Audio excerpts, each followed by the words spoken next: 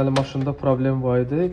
Problemin də səbəbini indi sizə deyəcəm. Deməli, Ferdo çaşkası çox yiyildiyinə görə üst aktuatorun alt aktuatoru sındırıb. Baxın, alt aktuatoru sındırıb.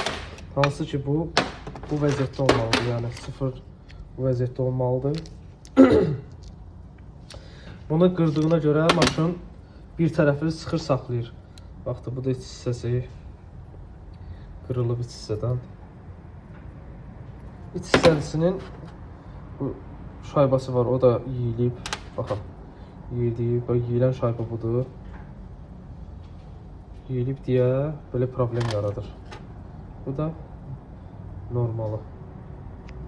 İndi bunlar hamısı yuyulacaq. Hər iki tərəfindən sökmüşəm ki, baxın görün problem var. Deməli, problemi aşağıyadır ki, bu vilka qırılır. Vilka da qırıldığına görə indi bunu təzədən normal vəziyyətə salmaq üçün bunları yuyub işləmiş bir vilka qoyacağım üstünə.